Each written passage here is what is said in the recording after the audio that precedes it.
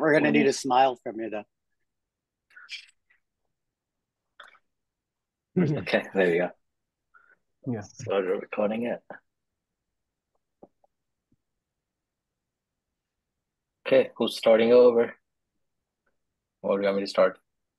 Okay, well, everyone, thanks for joining. So this is a recorded session, so we don't really have any audience here. So questions, if anyone has any questions, obviously you can put in the chat and then we can get back to you. So it is data to production. And we're doing another podcast. I've lost track of how many podcasts we have done so far. But this is going to be a little bit different because it's more on the not on the data science side, but more on the data engineering side. So you have a special guest, Stephen, who works in the field with many years of background. And we're going to try and have an interesting conversation. So, Stephen, do you want to introduce yourself quickly? Sure. Hey, I'm Steven. I am a data architect. Right now, I've been in the data space around a decade or so. Kind of started off with some traditional software engineering principles, found my way into a data team, did data engineering for a very long time. A couple of years and managed a team and, recently have been more managing infrastructure as an architect. Thanks for your time and thanks for being on the show. Actually, it's a pleasure Happy to to be have you. here. Yeah, Really happy to and be a here. quick roundabout about us. So I'm Mithil. I'm a data scientist at Decathlon. Ashita and Shashank, you guys can introduce yourself, please. Yes, of course. I'm also a data scientist. I work at a bank and I've been doing this for more than 2 years now. And yeah, Sushan. Yeah, I am also a data scientist, being experienced about 5 years working in various domains like hyper local, multimedia, quick time deliveries, and all these, and mostly working with technology like computer vision recommendations. So, yeah, that's a short intro. Surrounded Okay, by data thanks. scientists. Surrounded by data scientists for sure. Okay, thanks for the quick intro, guys. So I'll throw in the first question, and then the rest of you can throw in the question.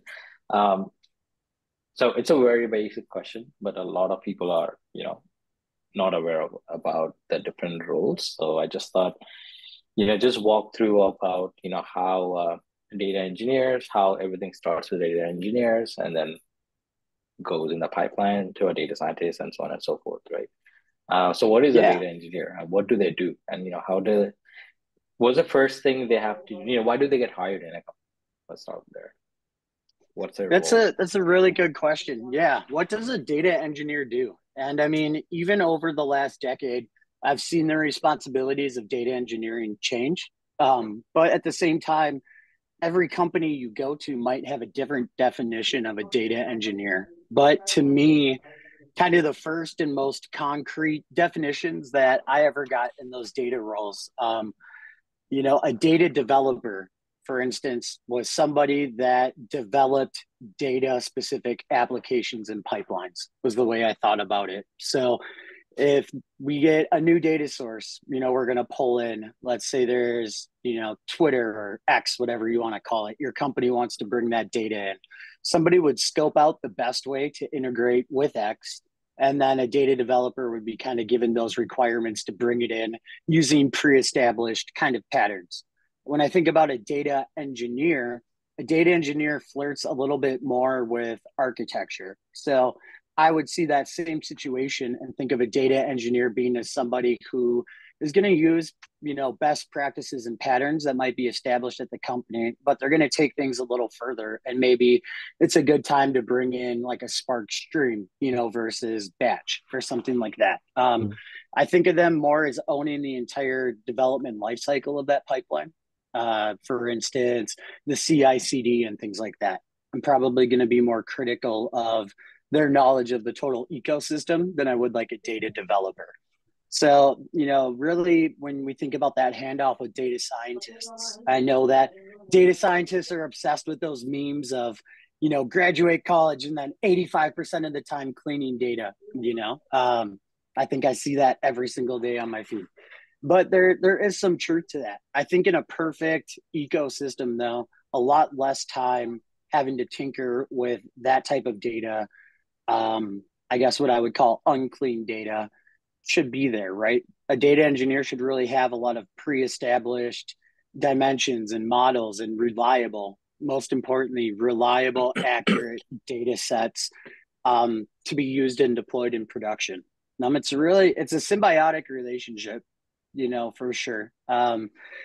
If a data scientist has to spend all their time cleaning data or trying to wrangle data, when are they going to have time to, find valuable insights? And the other thing being, I don't think a data scientist should know or be able to deploy applications through an entire life cycle. The thing is, there's a curiosity and a scientific method. So you might, one expectation is if you want to start delivering value right away, you might pull in an extract of that X data, right? And start looking at it, figuring it out, running models against it. But when that's ready to go to production, we're not going to use pandas to import a CSV of X data, right? We're going to want a reliable table that's there. You know, I know I'm kind of babbling on, but what I find interesting is, 7 or so years ago, when I had data scientists working on bringing in data and then ready to deploy a model to production, actually like a recommendation engine on a website. That, syntax and those, Python scripts would get handed off to the data engineering team. And part of what we did was a little bit of that, I guess what they might call ML engineering now, or automation engineering. So I didn't necessarily know what all the formulas did. Some of it got a little mathematical for me, but being able to tune something and saying, oh, maybe we need to use Scala here instead of Python, especially, a few years ago, it mattered a lot more. So some of that was also tuning and help getting things over that cycle to production. So that's kind of how I see the two relationships work back and forth. And then how do you, so here's your first question. I think the question that comes to mind, right, when I think about data engineers, right? So when a data engineer, let's take an example of a startup, right? So the first people to get hired on a startup, let's say on the data domain, data engineer. So how do they work hand in hand with the other, the product owners or the product manager and so on, right? To decide on how are we going to collect data, right? What kind of data it's going to be collected, and then building the data models, right? All the documentation that's required. So how do you go about all of that? So who decides that? It's a great question. And there's, I think what's really interesting is as more and more titles in the data community exist, it used to be like data engineer, data analyst, data scientist. Now there's like 15 or 20 analytics engineer and things like that. Where those responsibilities lie will kind of depend on the team. And I think that especially in like a startup environment, our teams that are new to data, you have to be able to take those hats and shift them around a little bit. So the biggest and most important thing is knowing the context. Like, why are we pulling this data? So I joined a startup and they say, hey, we need to integrate with these APIs. The first thing on the data side that we should be asking is why, or seeing if anyone has asked why yet. And understanding what are we going to do with this data? Okay. There's the rules of CCPA or something, like how, when do we need to purge this data, or where does it need to be stored? Is it PII? Do we need to encrypt it? These are the kind of questions that you would expect maybe to ask. But more importantly, I think, is the context. So there should be some type of product person there, but let's say the startup is pretty small and there's no traditional product team. You might just have like the CFO or an operations manager or something. Understand the entire process of what they're doing before the data is in there and what's going on after. If you're the only data person in a startup, you're going to have that expectation of playing technical product manager. Maybe your product owner, though, maybe they're pretty smart and they're technical too. So really make sure that you understand what they want out of you. I don't want to pivot too hard, but that's one thing when you're interviewing too, is really understand what does a day look like in that life. Because my experiences as a data engineer have never been the same across any company, and they probably won't be. So that's, yeah, it's a hard question to answer, but it depends. So taking a scenario, so let's take the online transaction processing, like the OLTP. So who builds it? Is it you guys that built it, or is it the software engineers who integrates it? Great question as well.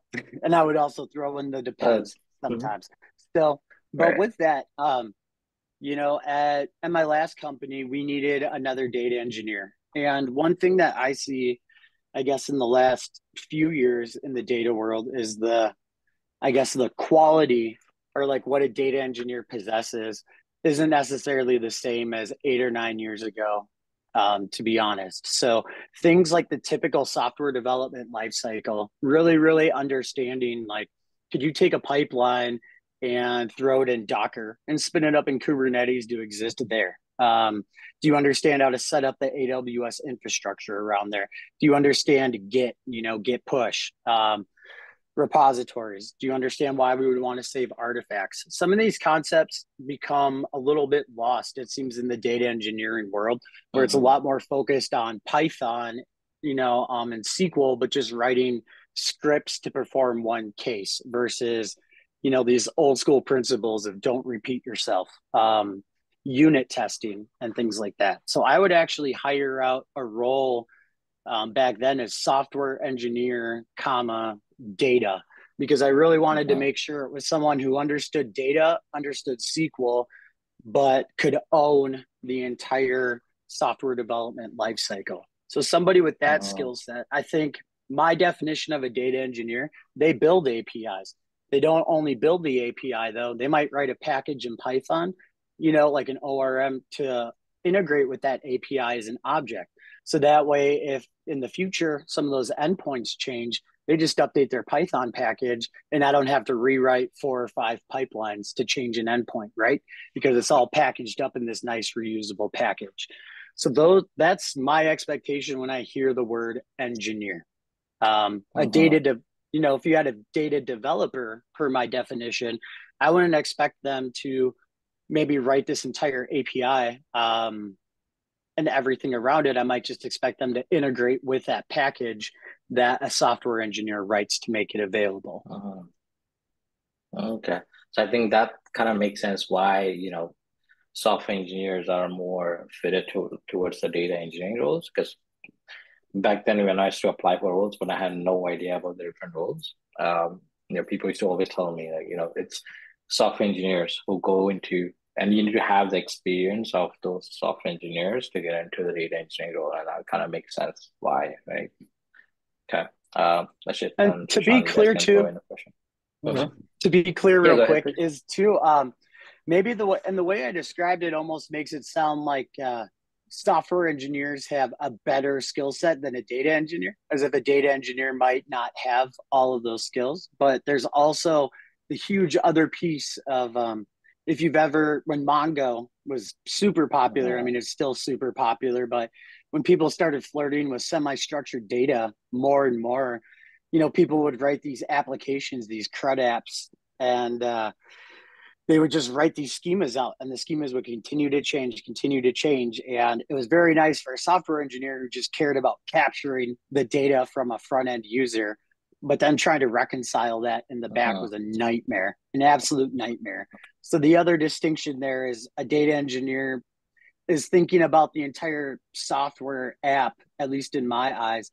I always thought of it as, well, what is the data being collected out of it? And what is the purpose of that data? Because we're capturing it for a reason. Where a software engineer, their focus might be on the user utilizing the application. And I'm thinking of the outcomes as well. And that's a very important mindset to me. So I think that it's the data, right? That kind of replaces it. Depending on the role, right? Because software engineers obviously are not trained in the sense, like in the institutes, right? They're not trained to work on the data, but they're rather trained on building applications, right? Whereas now you're going into industry where you have to apply it to the data, right? So you have to build softwares around data, right? So okay, yeah, that makes sense. Yeah, Shashank and Arshit, you guys can Yeah, ask questions. Yeah. so I have one question. Like whatever I have seen in my previous org and current org, like working with the data engineer, like they have a job of 24/7. Like they have to be available every anytime because uh the pipelines they built is very important. If there is something went wrong, the company may lose data, and data is precious. So how you guys tackle this, and how you guys handle these prepare yourself for these things, like to handle these situations? Great question. I think that honestly, data engineers are a little spoiled nowadays. So we have a team, well, I work in an onshore offshore model, which makes it a lot easier to have people available already. But during those off hours and at a lot of companies, there's like a core team. And when I think of core, I think of it as tactical, the operational things every day, keeping the lights on, making sure things are running, and kind of being an expert everywhere, putting fires out. When a pipeline goes down, they're usually the first line of defense. After that, you think of the data engineer role, you think of that more as the people on projects. And those projects are less tactical and operational, and those are more building new things. That handoff, if I'm deploying something to production, there should be some type of document that says if this fails with this error and it's retried, like let's say, it's hitting an API and it fails, it should at least try to hit that API again, depending on the error, right? Let's say it's a timeout. I might try, and then I might do exponential back off and say, try again in 5 seconds, 10 seconds, 30 seconds. If it fails at that point, my code might just say, I don't know. Let's just tell a human about it to figure it out. The human that gets alerted is probably not going to be me first. It's going to be this core team of engineers that resolve things like that, following a documentation that I created saying, run this after this error. If it doesn't work, contact this person. I think it's good in a sense so that your team isn't burned out the next day when they come in. But I think that there's also a piece of accountability there that you lose in this process. If I write a pipeline and I know I have to wake up at 3 a.m. if it fails, I'm probably going to think about unit testing or making sure that things run as expected a little bit more than if it's somebody else's problem, right? So, Yeah. but yeah, that's kind of that 24/7 model. Is there's different tiers of support as things come in. Nice. And like if ever something got wrong and you miss a lot of data, how you handle your stakeholders? You just got to lie to them and say it looks fine on my end. So, no, I'm just so the most important thing there is you want to find out that the data is missing before the business does. So, if I'm Joe in accounting and I open up a report and I see that my 7-day rolling period only has 2 days, I'm going to be like, what is going on? Yeah. The first time it happens, if I trust my, the data team, I'm going to think I'm doing something wrong as Joe, and I might try to run it again. Then next, I'm going to say, oh, there must have been a message about this somewhere, right?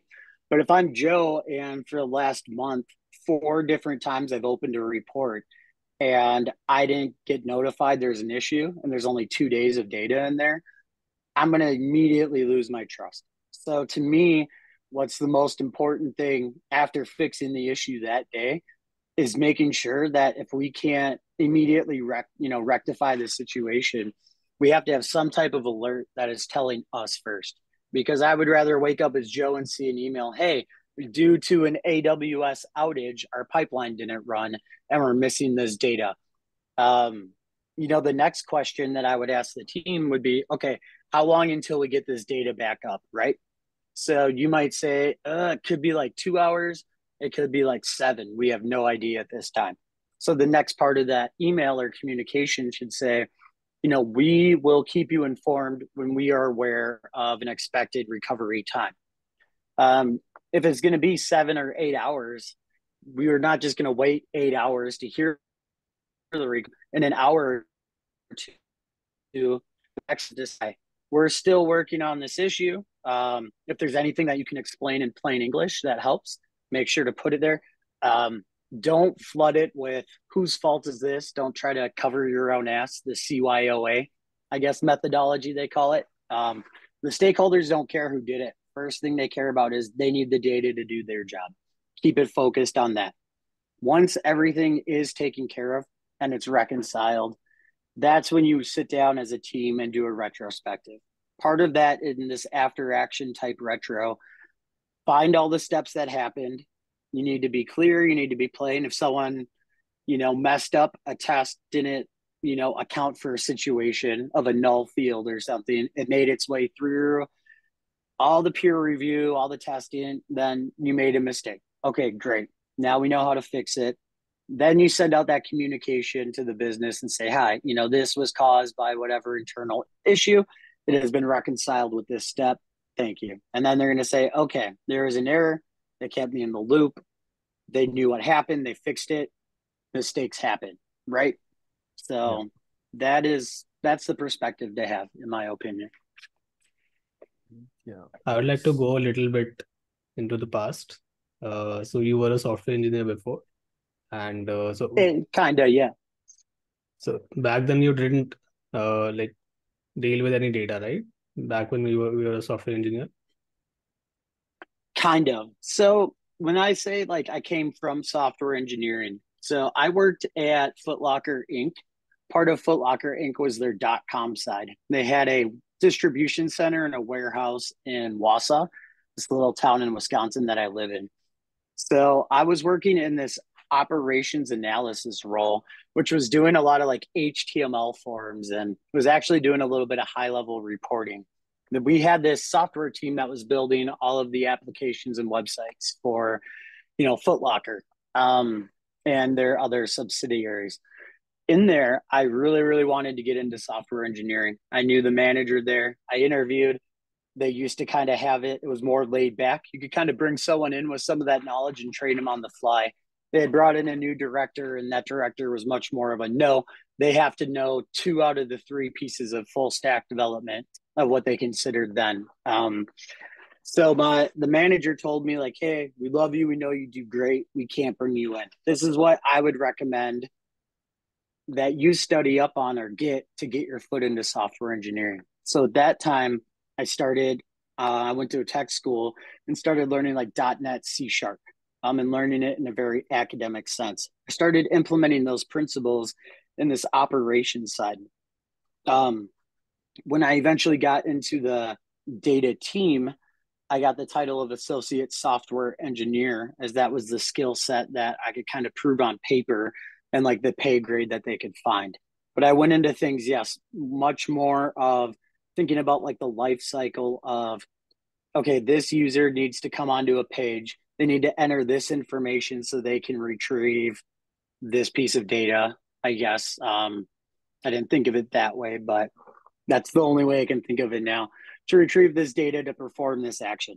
When I came in, I went from knowing kind of that .NET side to seeing these Python scripts, running against a Hadoop cluster to do PySpark and reading millions to hundreds of millions of rows of data. And that was a little bit of a shocker in my mind.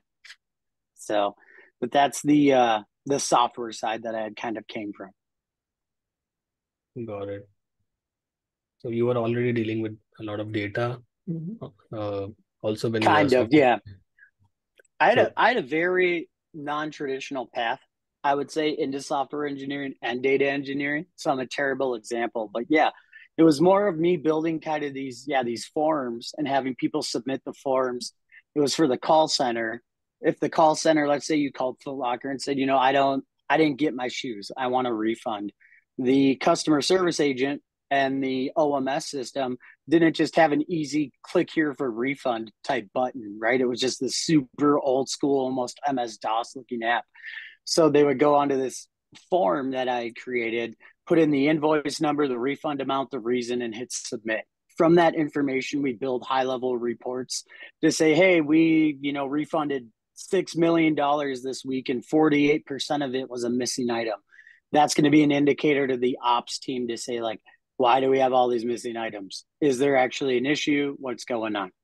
So that was I got to kind of touch both sides, and I'm really thankful for that.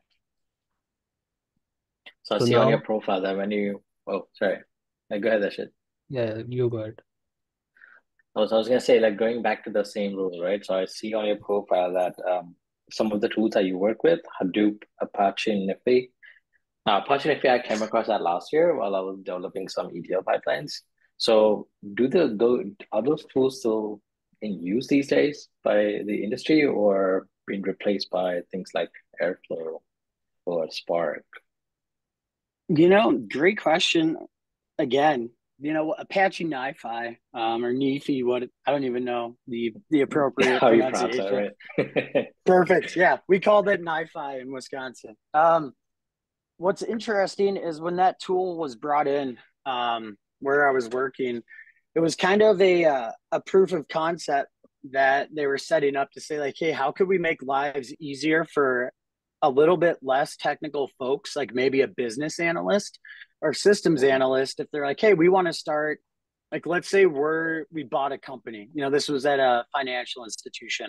We bought another financial institution and we need to bring all of their data in. If we're working to integrate with them the first time, they might give us big sample files. And we're like, oh, if we just drop these files on, some file explorer on some shared drive, we could have NiFi pick up the file and then just point it to dump into a database or a table. It was very visual first. When we got that set up, we had a very hard time ever getting buy-in from the business to give us anything, ever. Like we just wanted a server that worked so we could run more and more data without it failing. They were willing to bump up the virtual machine that hosted NiFi. So we bastardized it into oblivion to become this whole orchestration tool that it never really should have been. I've never seen it used in the wild anywhere else in my life. I don't ever hear anyone talk about it.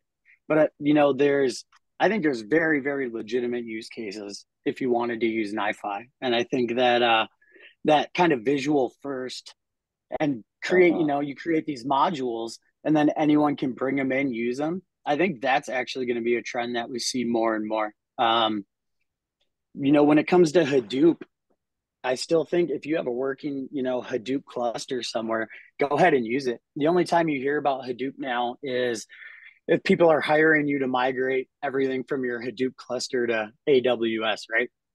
Clusters I think of them as a service now. When we think of cluster, we just think of the thing we submit stuff to. We don't think of it as this living, breathing piece of infrastructure because it's really not anymore.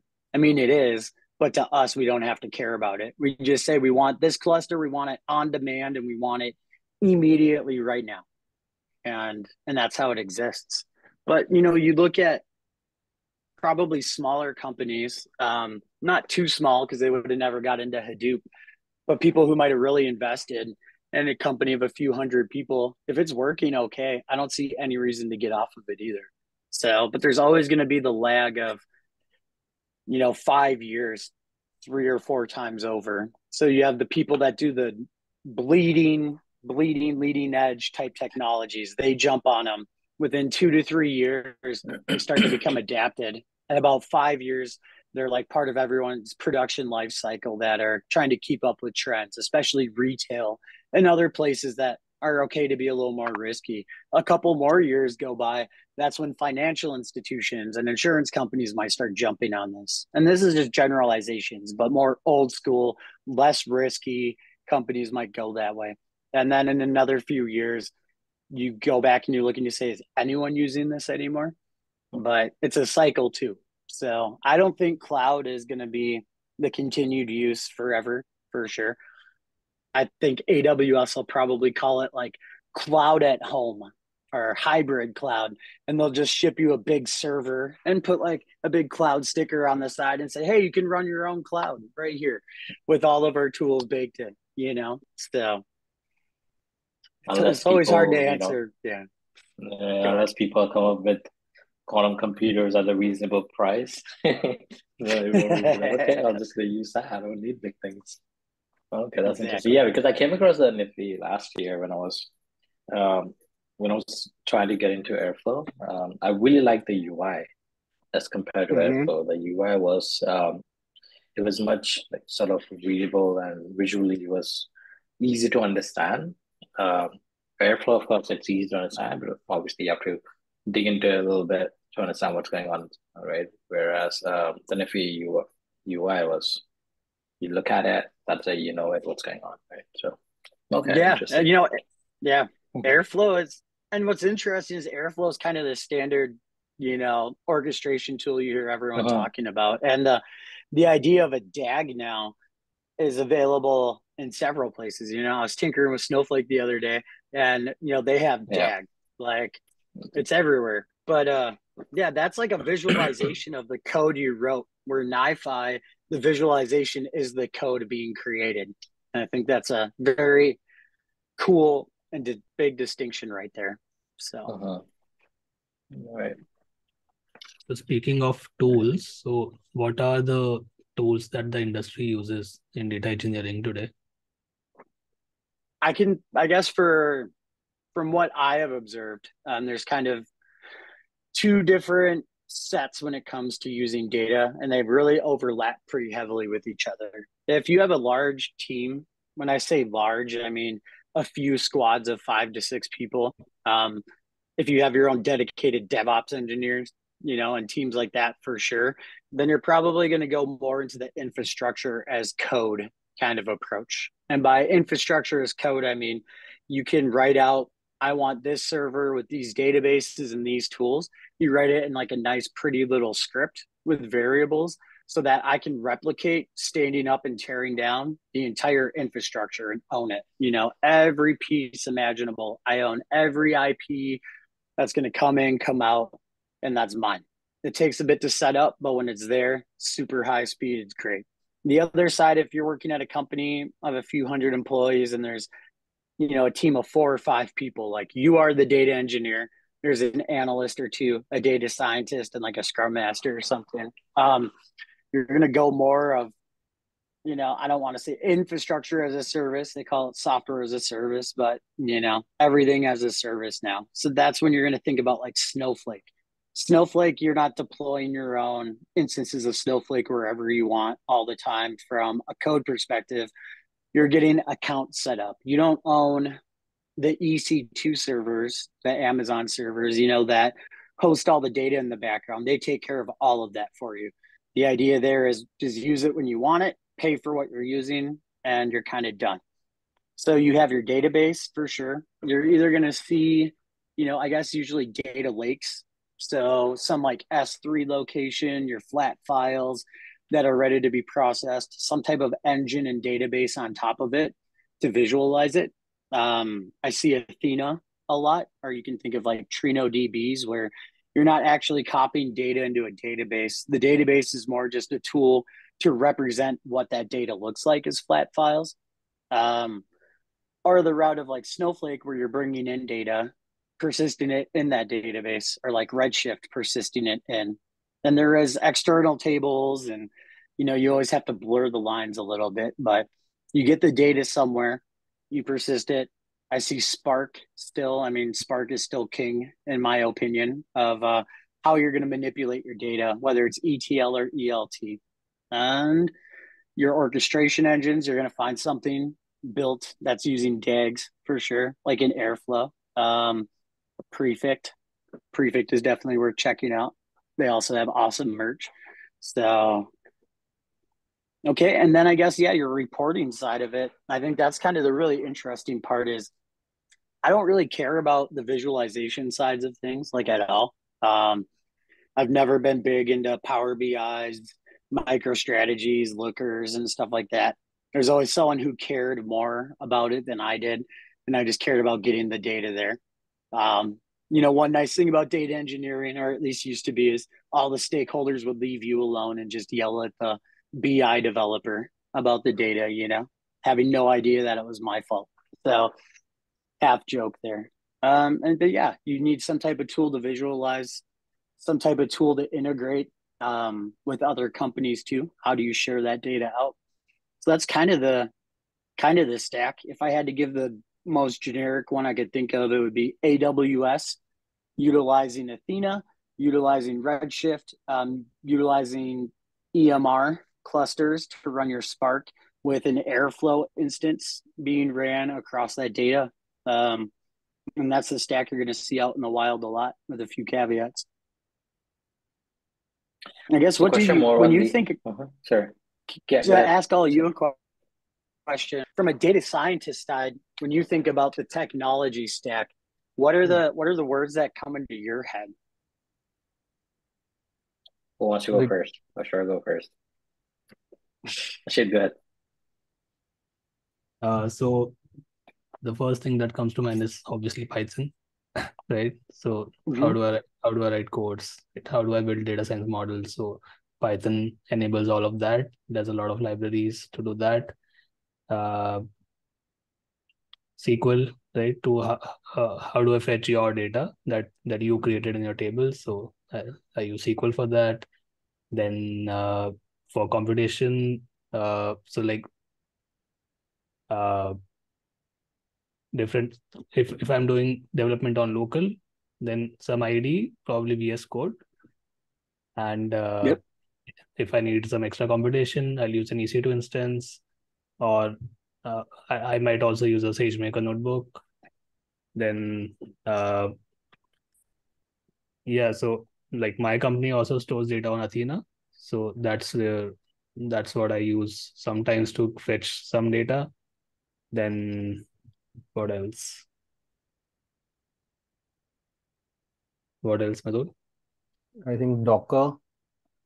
Yeah, so like to containerize, so More Docker. on the ML. Yeah. So I think if someone's working more on the deployment side of or ML ops side, so yeah, for sure, Docker, Kubernetes. So I think when we on think my of, end. Mhm. nope, go Yeah, ahead. good. Sorry. Nope, you go ahead. So this on my end, but like the way that so my current company is organized, they are pretty. They follow the best practices, and also everyone's a developer, right? So everyone wants to build things that can be long lasting. So we have a lot of data pipelines, ETL pipelines, and so on and so forth. Right. So everything is sort of set up very nicely, which again, it took 5 years to do all that from scratch, right? It was a brand new team and everything had to be from scratch. And it is something, there are new tools that's coming out and we sort of try and integrate it. So it's an ongoing process in terms of full stack, how many tools we have in place. But I think some of the tools actually already mentioned, right? We have Python. We also have R actually, because things were done in R in the past. We have to, transfer everything over to Python. So we still have R. Then we have BigQuery. We use GCP a lot as well. We do Kubernetes and Docker and all that stuff. Instead of AWS, we actually use GCP. AWS obviously for the data. We have Redshift on there, so we use that. Airflow, Databricks is something I think something new that's going to be added in to our stack starting from this year. So it's something that I'm exploring. CI/CD, we do it ourselves. So again, it depends on the different companies, right? Different companies have different people doing the different stuff, but in our own, like in my company, we do it ourselves, like all the CI/CD stuff, automation, all that. So we use Jenkins and those sort of things. Yeah. Yeah, that's interesting, because the overlap of what we think of with the infrastructure, the tools mentioned and stuff like that, even though what we're touching and what we're doing as scientists versus engineers versus analysts are different, it's still the same tools being used in different ways, and it's collaborative once again, Yeah, and I think But exactly. that but that distinction yeah. of everyone knowing a piece and transferring those hats is so important. Uh-huh. Uh, Yeah, But Shushan, what you were I saying think something? in case of tools, like mostly the Python and the mathematics and the statistics are much more important than compared to the tools, because what they assume, like most of the company assume that these tools we will use not very rigorously in our like day-to-day work, but so they assume that we will learn it from that, and learning a tool is a little comparatively easier if you talk about learning a concept. So so in our case, like if you talk about in my previous company, I was working with GCP and all, and GKE and cloud, this all these things. And here I moved to, and we are working on their internal server. So all these things are become like, we are not using the same previous tools. So it's and they didn't ask about it. They, like, when we went for interview and all, they never ask about what mostly tools you have used. So they try to understand the concept, how this, if you have to build a machine learning pipeline, how will you build it? Yes. That is a great, whoever interviewed you did a great job then, because I think people focus way too much on syntax and tools than concepts, right? You can drive a car or you can drive a semi, you could drive a car, right? A sports car and a semi are not close to the same thing, but if you understand those concepts, like, that's great. And then, yeah, it's really, really important. And I wish that all companies did that when they interviewed. So, Yeah, I think the stack as well, right? It depends on how mature the company is, right? In terms of how much they're aware of the different tools, or what's needed, what's not needed, how much money should be put in, right? And at the end of the day, it's all about business value. That can we, generate revenue and quick, and what's the best way of doing it? Because I know there are companies out there where they don't even have a tech stack. All they're doing is everything they're doing in Jupyter Notebooks, but every now and then they have to keep going back and forth, right? They're working on the same stuff, but again, every 6 months they have to go back to the stuff that they've used before or have built before, and then 6 months later they're like, I have no idea what I've done. Why? Because they haven't done it in a manner that's required, right? So I think that's what makes a company more data, a company that has a full stack but also has a long-term vision. That companies, I feel, more data driven as compared to the ones where there's no sort of planning the rules and they're just wasting money on something that they shouldn't be, right? Because I know a friend of mine, so that's a startup. They spend, I think, almost $10,000 every month on Kubernetes because someone left it running. No one really looked into it. And they were like, do we even need it? No. But someone just left it running, right? So I think it was the director who got fired afterwards. So again, it's a lot of money and they wasted it for a whole year. So yeah, 100%.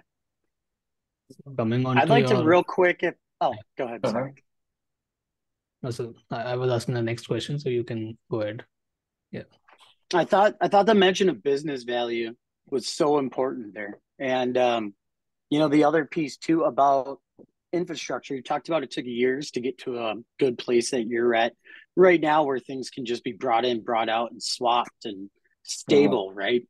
I think in the startup worlds too, are even big companies that are just starting data journeys. A lot of that's kind of over with, but it's about to start again with AI, right? I think as a team, we can get really hung up on like, this is the right way for us to build this. If we build this quick and push it out, it's not going to be stable that long.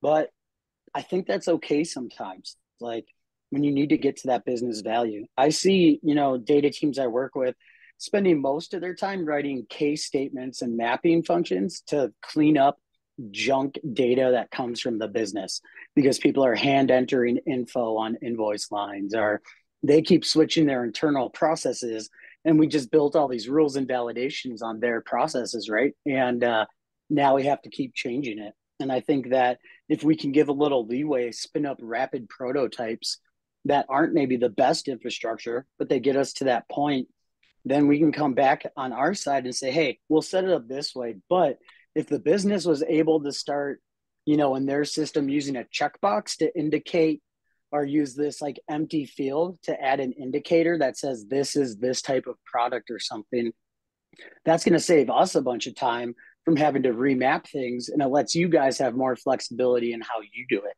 And they make those pivots and changes, you make those. And then when you're in a good spot where people aren't asking all the time, or you use that as part of your development to say, they're going to keep changing this. So let's build a really easy system to swap it in and out. Then that's where you really start building your foundations. We forget sometimes at the end of the day, like we're not just a shop building stuff. Like, we're a service to the company. And we're also a strategic partner at the table. That's a solid point. I agree. So coming Yeah, on that's to a your fair current question. role, so what is it that you do as a data architect, and how is it different from data engineering? Usually making fun of data scientists. When I'm just kidding. No. So as an architect, I don't know where my feed went. I'm sorry. Yeah, 1 we lost second. your video. That's all good. Okay. I'll see if that'll start again. But as a data architect, I spend a lot of my time actually kind of doing more technical product management and coordination.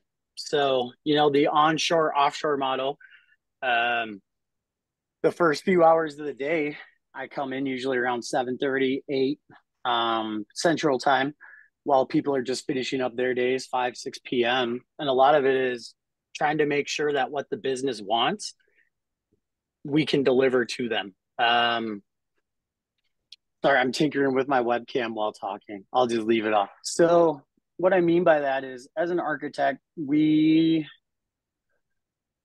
trying to give a good example because I can't talk about the company I'm at, but I work with a, ad sales media type, I guess, media company. And if they bring in a new product, like let's say it was Hulu I was working with, or Vudu, which I'm not, like, they might start saying, hey, during COVID, remember when there was like movies at home?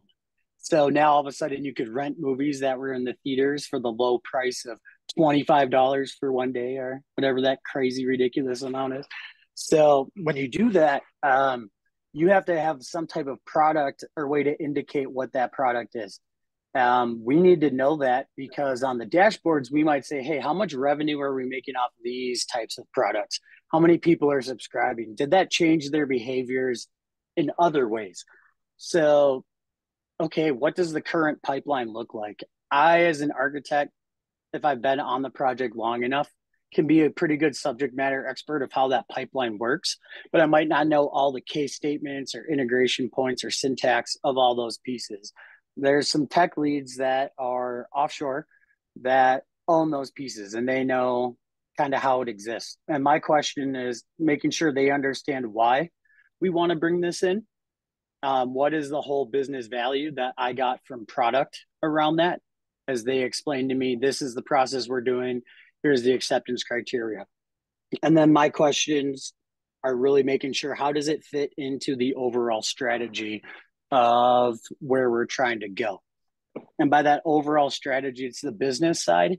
But then there's also these high principles we might have of, hey, instead of building all of our logic in the front end dashboards of Tableau or Power BI or MicroStrategy, we want to hold as much of that as we can in the tables, because when we share this data with our partners, we don't want to rewrite the same logic, right? We want it in the tables, or we might want to get rid of our front end.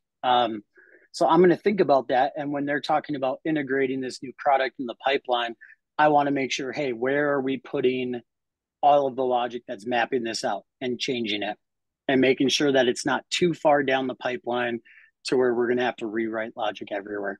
At the same time, making sure that we're not spending too much time productionizing something that the business is probably not going to keep around for a long time. So it really is a good explanation, I think, is if you're an engineer on a big team, you might have a very narrow scope of what you own. You might own just this one module of customer data or something like that, but you know everything about it. An architect might know about 5 or 6 data sources and the whole pipeline, but they know less about each individual one than the subject matter expert. So I just need to care that the overall pieces everywhere align, but that I can talk, almost like this API. where I can translate what engineers say to the business, and I can translate what the business says into feasible work. So for me, that's how my role is. I know a lot of architects that are much more just on the technical side, and some that are even less on that technical side. But you might find me writing code. You'll probably find me a lot more jumping into Athena and writing a query quick to check something out, or setting up, like a console instance of Spark and running something ad hoc. I'm not necessarily developing production code. Got So how it. much time do you spend? So what is that one tool that you spend a lot of your time on? Or like for instance, data scientist, right? We spend a lot of time writing. At least me, I spend a lot of time writing queries. That's where most of my time goes, right? So what is that one thing that your time is spent on? Staring at my webcam, usually. I think I spend 3/4 of my time a day staring in the webcam, pretending to make eye contact with the business. So, I'm a lucky I typical don't have day to do that. a typical day for me, I'll wake up. Let's say the business starts work at like 9. That's kind of the general time where everyone should be available, 9 Eastern. So an hour or two before that, have some type of touch bases with the offsite leads, um, whoever developers, make sure that anything that happened overnight didn't get on fire. See where progress is, see what they need from me today. So they'll say, hey, we worked on this. This piece makes no sense to us. Can you get some clarity on this? Okay, it's on my to-do list. That's done. Then we jump into the actual morning scrums. There's like 8 or 9 teams where I was. So, as a lead or an architect, I should be available in all of those. So they're 15 to 30 minutes. So I might have 2 hours of 15 to 30-minute status meetings back to back to back to back, where they're telling kind of the same updates they gave us, but to the business users, not business, but like the director level tech people and product owners and things like that. Once that's done, there's usually an hour of like follow-ups that kind of come out of that to see if things are on fire. Now it's 10:30, 11 o'clock in the morning. I got about an hour free. So, okay, what new emails came in? What chats have came in? Take care of those. Sometimes the business, we created a system in Jira for like question tickets. So if someone's like, hey, what is the difference between a vertical and, sorry, I'm trying to not use a real example. Like, what is the difference between product and mapped product? And it's like, oh, product is a field that comes directly from Salesforce, and mapped product is what you guys call these products from the business side, so I might look into that. Then comes the afternoon updates with the director to say, how have things been going? Where do we need to go? What are we trying to figure out? And then the afternoon usually consists of meetings with the product teams about either new requests that are coming down the pipeline for the next sprint or initiative, to make sure that we understand them and we're planning. Are they having issues in their UAT? Or we're just going over the most highest level of status updates and make sure that like what we've given them so far matches their expectations. So it's very, very easy to spend an entire day creating no value. So then, in these meetings, what will end up happening is you ask a question and then someone will usually first, sorry, I was on mute. Then the next point is, can you repeat what you said? Sorry, what was the question? Then they ask the question, then they say, okay, I'll get back to you. Because during the meeting, people are trying to catch up on their emails or work on code or other things because they don't want to feel like they're wasting their time.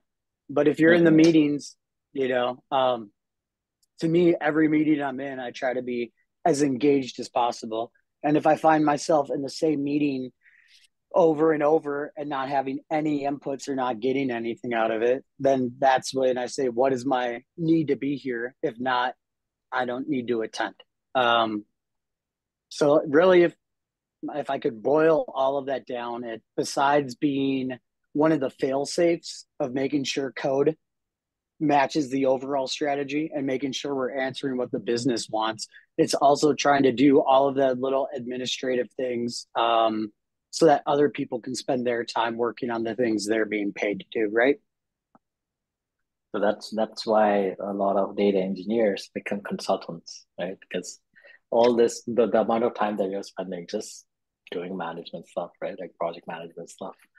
Um, Whereas like on the data scientist side, they don't spend a lot of time doing that. Like, I don't spend a lot. That is something that I would like to do. It just work with stakeholders directly, but it's probably less than 20% of my time dealing with stakeholders, more on the technical side. And Now, I that's why I would think I say see a the, lot. Mhm. go ahead, sorry. Yeah, so I was just gonna add that that's why I see a lot of like data engineers working as contractors and consultants. Um, and I didn't know this up until I came across this dude. I don't know if you know him, but he's the Seattle data guy. So he used to Mm-hmm. work at Facebook, and then he started his own thing, the Seattle data guy, running podcast and talking about how you can be a consultant and so on, right? But more on because he's from the data engineering side, he's to always start from that end, right? But yeah, you were saying something. Yeah, I was gonna say I think that if there was any data role besides architect that should be talking to the business a lot, I would say it is someone in the data science team, and that's usually a burden that some data scientists do not want to have, for sure. But Uh, what I uh, some data yeah. scientists for sure really, really love that business engagement because your job, right, as this data scientist is to help the change the way the business is making decisions and like giving prescriptive type of inputs.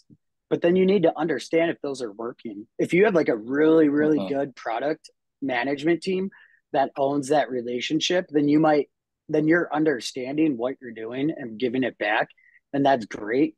But if you don't have that, then probably 80% of what you're working on gets no juice. So Oh, once again, that's who's wearing that hat. If you have, like I said, you don't have that layer of product, then it should be a data scientist doing that. I would argue more than anyone. that is true, right? And I think that is something that a lot of beginners sort of mess up, right? And even not just beginners, but also people working as a data scientist within companies. They don't want to, like you mentioned, right? Not a lot of people want to work directly with the stakeholders, right? And it is something that I think I learned while I got into industry, and Decathlon is the first company that I got into, right? When I started my journey in industry, and that's the first thing I learned. I was like, okay, I started building complicated stuff, not realizing that hey, no one really cares about it, right? No one really cares about how fancy things are. At the end of the day, they all that the company cares about is, am I going to make money out of it, right? Um, and that's the first thing that my boss told me about, right? He was like, think of everything as an MVP product and try and don't do complicated stuff, right? And try and deal with the stakeholders. So he used to let me, a good thing about having a good manager is someone who would let you directly deal with the stakeholders. Like, hey, you want to deal with stakeholders? Sure, come in a meeting with me. Then I would go in a meeting with them for a couple of meetings, and then I would like, okay, I'm gonna deal with them myself. And then I would go and deal with the people, store leaders, or supply team, or whoever it is, right? Understand their what is it that they want, translate it into the language that you're used to as a data scientist. I think that's where a lot of people are afraid of. How do you translate the business question? What is it that they want into a data science question, into an analytics question that you could work on? Right? I still struggle with it, to be honest, but it is something that I've learned. Right? Um, and what was the beginning I was going to add?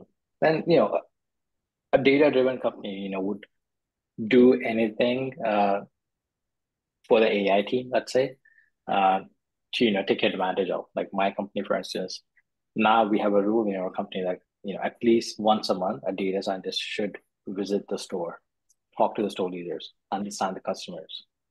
Because at the end of the day, you're building Excellent. tool for customers, right?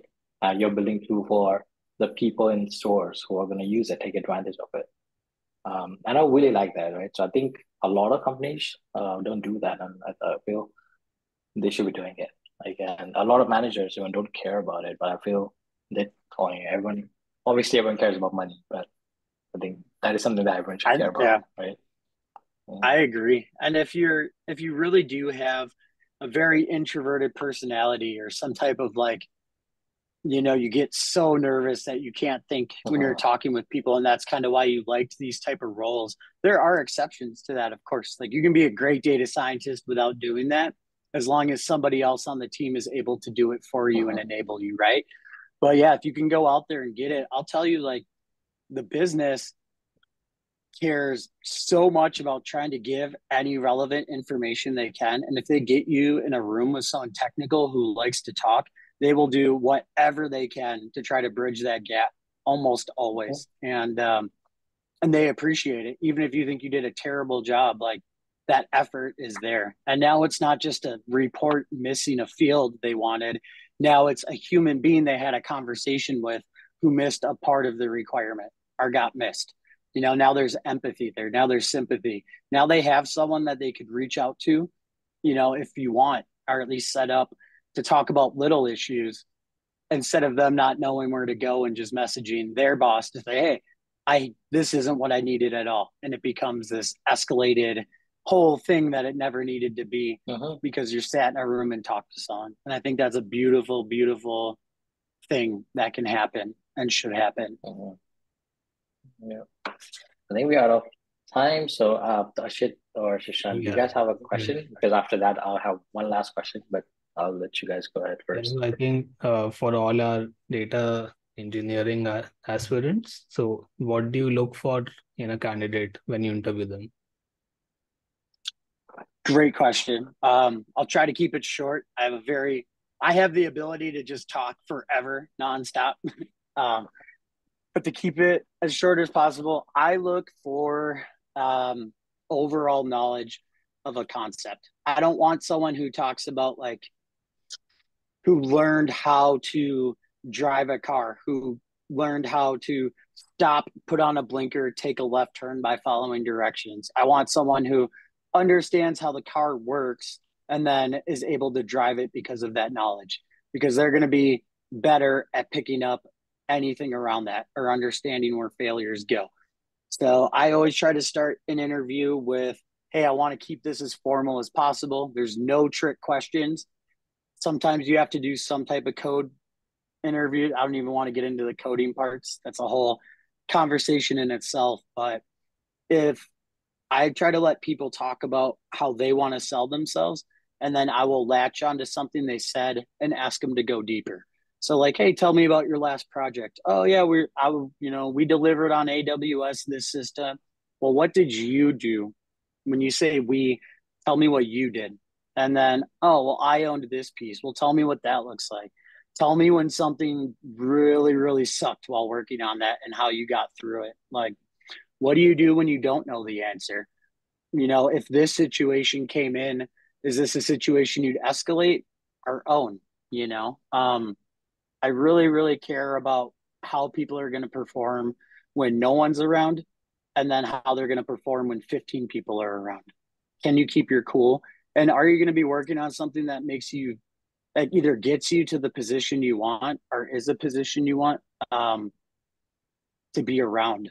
Knowledge transfers, tribal knowledge, integrating with a team it's expensive, it's time consuming, and we jump a lot now. A lot of people jump because they're not doing what they want. So is this something that you want to do? And the most important thing as a manager on a team when you're hiring a candidate, everyone has weaknesses, but you have to say, as a manager, is their weakness something that I can help them grow on? Like, if you can't, then you're not the best manager for them. And that might not be their fault, but you always want to be in a position where, yes, this is someone that I can help succeed. So that was as short as I could possibly get. No, having a good manager, I agree. Having a good manager, it makes a huge impact on the team, right? and also overall in a career of your entire team, right? Because a manager, obviously, a manager is there to guide the business, but also the manager is there to guide the team, but also help them grow in their career, right? And I don't see a lot of good managers out there, right? Exceptional cases only at certain organizations. Yes, a manager has a vision, but also has the ability to help the team, and the ability in the sense that manager knows both ends, a data scientist role as well as the business understanding, right? And has the ability to say no when certain things cannot be done by the data scientist, right? Because I've seen a lot of organizations, there are managers who are solely from business minded, and they're like, okay, we want to build this tool, do whatever it takes, just do it, just build it. Something that's not possible, but they just want it. Why? Because the business needs it. So I think having a good manager who can play the role on both ends, it's very valuable. Right? Any other questions, Sushant? So I have one question. It's more to a technical part. So basically, I was thinking about how it is different to store the data in the DBs, for the structured and unstructured data. Like if you are saving images or audios or videos or anything which is unstructured, how difficult it is for you to do it in, like, for any data engineer to do it, and what cautions we have to take care. It's a great question. And I don't have a lot of experience with completely unstructured data. But the use cases around it, what I found interesting, Snowflake, for instance, what I do know is when you write data to, like, let's say an S3 bucket or an internal stage, I don't know all the nuances there, but they have a command that you just run now and it just builds an endpoint for that. And all of a sudden you can hit that image through a GET request and have the image or audio either be brought into a Python script because you're analyzing it. It could be a logo that you throw onto a dashboard later, almost like you're using it like a repository. And that's just one quick use case I know off my head, with never even having to do it in production.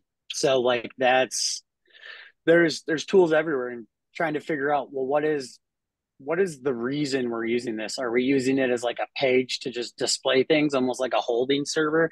Or do we need to analyze these images to do like image recognition of shoes and things like that? And then that's kind of where you think of it more as a storage layer and bringing them in as objects than thinking of it as this huge cohesive data set, at least in my mind. Yeah. Did that answer the question at all? Yeah, it is. One more part, and similar to that, how difficult it is to work on that real-time part and the dump part, like Streaming data. It's like streaming. Yeah, I mean, it's when we talk about streaming too, I mean, I think most of what people mean by real time is like near real time micro batches. Yeah. So with that, I mean, I think probably the most challenging part about it nowadays is there's just so many different ways to do it. So understanding how does it meet your stack the best. So let's say we have sensor data. Sensor data is something that you might want pretty quickly in a few seconds, or an event. So we have to think of, well, who's going to kick off this process? Is the system that's generating the piece of information we need? Do we have any influence on how that data gets stored or sent? Hopefully we do. But if you don't, okay, are they giving it to us in a queue? Are they writing files like every 5 seconds to like an S3 bucket? Like, where is it? And then the next piece is like, how can we make sure to continue the chain without anyone having to ask? And what I mean by that is every event that in that pipeline needs to be able to tell the next thing in the pipeline that they can start. You don't want any process that has to sit there and continue to pull or try to pull on a timer. If you're putting cron syntax into pieces of your pipeline, then you're missing something somewhere. Don't over delegate responsibilities. Just because there's 1,000 tools you can add through here, you might not need SMS, SQS, and Event Bridge all in one thing. It's okay to couple things. It doesn't have to be microservices, but You just get the data there and make sure each piece tells each other, but make sure that it's coupled in a way to think about what happens when it fails. Dead letter queues, and think about how can we reconcile this. And that's one piece of big data. So you have to expect a lot of issues that are going to come up. What is the smoothest way to resolve them? And that's something I keep in my head when I'm trying to build these out. Okay, got it. I'd be happy to dive one... in a lot more about that sometime too. So, guess I have go one ahead, final question before we call it a day. I don't want to take a lot of your time. So, technical question. So, what's the distinction between data warehouse, data lake, data dictionary, data model, and then fact table? Okay.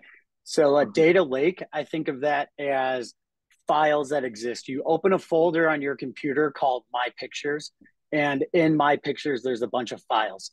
When you open up Image Gallery on your computer, you can scroll through all of those images. The image, oh, they're kind of the same, but for the sake of this argument, that Image Gallery isn't making copies of all your images into that. It's just showing you and allowing you to view them. You might have one that lets you look at your Google Drive and your iPhone photos locally and what's on your other clouds, but you see it in one spot. So it's just the tool that lets you get there. So I think of the data lake as an environment of the raw and the clean files with some way to visualize those files. When I think of a data warehouse, I think of an engine that has a copy of the data. Typically it takes it and it makes a copy. So you're right-clicking, copy file, bringing it to a new folder called database and pasting. And now it's physically there. But that database is also the engine that runs the computation. So what is actually like querying the data? What's transforming it? It's the resources in that data. So the data warehouse is, just another collection of that stored transactionally, analytically, whatever. A data dictionary is the explanation of what each of the pieces in that image is. Trying to keep up with the same analogy on the fly. So a tooltip, you hover over a picture and it might say, there's Stephen Pope, the metadata location data. He's in Lake Michigan with his family on this date. So the data dictionary explains what it is you're looking at and how it should be used. Once we move on from data dictionary, what was the data lake, data warehouse, data dictionary, fact table. And a fact table is model. And the data model. Mm-hmm. Okay. Then the data model is like the organization of, a good data model from an analytics side is a representation of business objects from your data. So that might be, hey, all of our customers, we use 4 different systems, whether you're in store or online. Your data model is going to reconcile and say, well, okay, they're all just customers though, right? So let's organize them that way. And then the fact is the representation of some type of event that occurred. So it'll have all of your ties in. So this customer placed this order on this date for this product. You don't want all of that information copied. So you have a table of products, right? You have a table of customers, a table of orders, and then you have a timestamp of when that customer made an order for this product and how they tie together to represent some type of business transaction. So what's the chronological order for, so when you're designing a system or something, right? So what's the order that you go into? What's the first thing you gotta build and then so on? I think the very first part and the very last part have to both come first. So if we're setting up this entire thing from scratch, one, you're going to want your data lake before your data warehouse if you are going with a both type strategy. So the first thing is, how do we get the data? How do we just land it? We don't want to manipulate it because people might change their minds later. Let's keep it as raw as possible. Okay, so great. Now we have the tech team building integrations to write snappy Parquet files to S3. At the same time, I'm talking to the product teams and I'm trying to understand what these facts are going to be, because now we have the raw data, we have these final facts that are at the very end that your visualization is going to use. And that's going to determine all of the steps that happen there. So now, okay, great. We have the raw data. We've cleansed it a little bit. We're going to copy it into our data warehouse. Now we're going to start running business rules to create our data model. The fact is going to be a piece of that model, and then Looker or Tableau or something should tie into it and give us a visualization. Okay, thank you for answering that question. I think we are out of time. Of Sorry, course. yeah, we went up 15 minutes over time, so sorry Yeah, about that. that's okay. I'd love to do this again sometime. We can focus it, unfocus it, however we want to go. But I could talk all day about this stuff, all day. Yeah, I think I'm going to talk about that once we go offline. So Sure. do you guys have any other last question, guys, or we should call it a day? No. No questions. Okay. Well, thank you very much, Steven, for your time again and for all the information that you have given us today. It was my pleasure. Thank you. Thank you very much. Okay. Thanks, Steven. Okay. Yeah. Okay. Actually, they can